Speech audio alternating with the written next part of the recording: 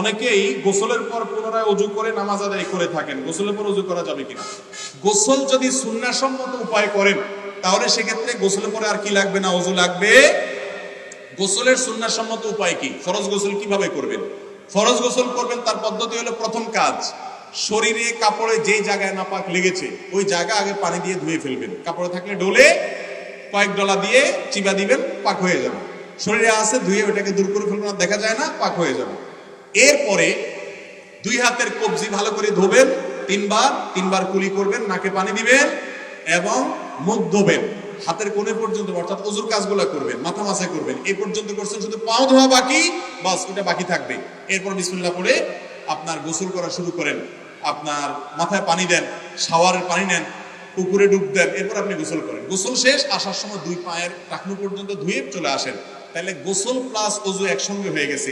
এইরকম গোসলের পরে আর আলাদা ওযু করার দরকার। কথা কি বুঝাতে পারছি? গোসল করলে ওযুর অঙ্গগুলো ধোয়া হয় কি হয় না? যেহেতু হয়, আপনি সুন্নাহসম্মত উপায় করলে আলাদা ওযুর দরকার না। অনেকেই দেখবেন গোসল করে আবার ওযু করে। হ্যাঁ, অনেকে গোসল করতে গিয়ে গোসলের মাঝখানে পেশাব করে অথবা বায়ু নির্গত হয়, তখন তো সে আবার ওযু করবেই। কিন্তু এটা যদি না হয় তাহলে গোসল করে আর আলাদা ওযু করার দরকার। অনেক মহিলারা, পুরুষরা আছেন, বরং বেশিরভাগ মহিলা পুরুষই আছে যে গোসল করে আবার কি করে, ওযু করে। এটা অর্থহীন কাজ, এটা দরকার নাই। গোসল সুন্নাতুর সম্মত উপায় যেভাবে বললাম, এভাবে বললে ওযু গোসল একসাথে হয়ে যায়।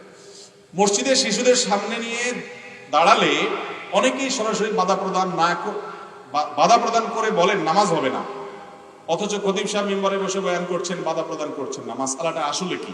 হুজুর বাধা দেন না, অনেক মুসল্লি বাধা দেন। এই প্রশ্ন খুব দরকারি প্রশ্ন। দেখবেন যে আগুনের চাইতে অনেক বেশি গরম। আগুনের চাইতে অনেক বেশি গরম না? হুজুর বাধা দেয় না, কিন্তু অনেক মুসল্লি আছে, উনি বড় হুজুর, বাচ্চারা ডিস্টার্ব করলে চিৎকার করে ওঠে।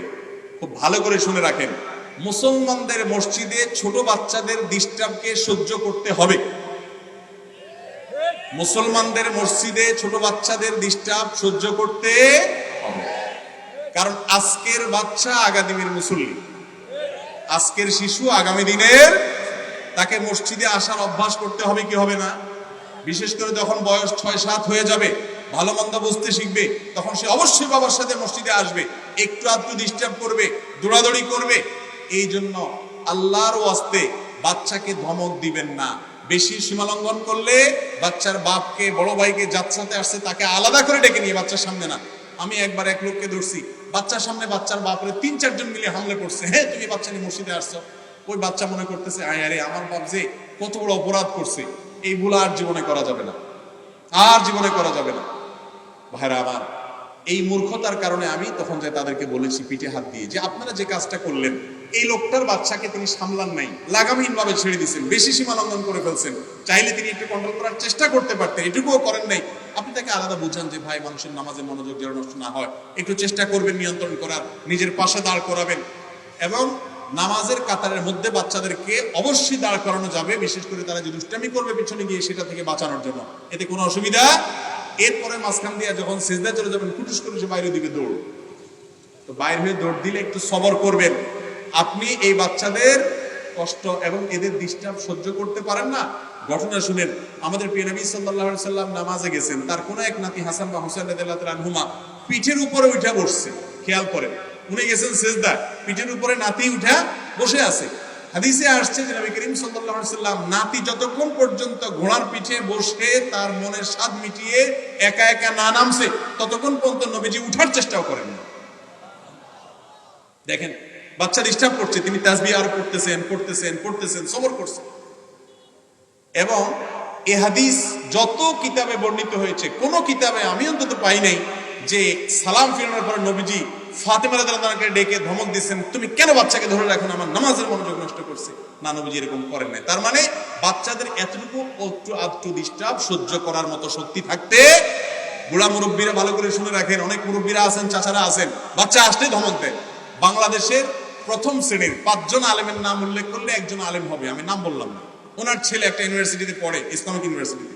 আমাকে বললো যে ভাই, এই বিষয়ে আপনি একটু কথা বলেন, কারণ আমার ছোটবেলার কথা এখনো মনে আছে। ঢাকার এক এলাকাতে বড় হয়েছি, মসজিদে গেলেই কিছু মুরব্বীদের চেহারা সব ভাসে উঠে, যে কি বিভৎস চেহারা, হাত পা গোছায় মনে হয় যে যুদ্ধ করতে আসছে। বাচ্চাদের এতটুকু ডিস্টার্ব সহ্য করতে। তবে হ্যাঁ, 2 বছর 2.5 বছর 1.5 বছরের বাচ্চা নিয়ে আসবেন, পেশাব করে দিবে মসজিদে উল্টাপাল্টা, ও তো নামাজে কিছু বুঝেই না, অত আগে আনবেন না। যখন নামাজ বুঝতে শিখে তাকে মসজিদে আনবেন, অভ্যস্ত করবেন এবং চেষ্টা করবেন নিয়ন্ত্রণ করার। কিছুটা একটু আত্ম হলে অন্যরা সবর করবে।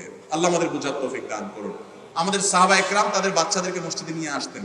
সাহাবীদের বাচ্চাদের সব ফেরেশতা ছিল, কিচ্ছুই করে না। এই ব্যাপারটা এমন না ওই যে নবীজির নাতি, হ্যাঁ, এত বড় সাহাবী পরে হয়েছেন, শিশুকালে উনি নিজের নানার পিঠে উঠে বসে আছে, তাহলে বোঝা গেল যে বাচ্চারা তখনও টুকটাক ডিস্টার্ব করছে, নবীজি ধমক দেন।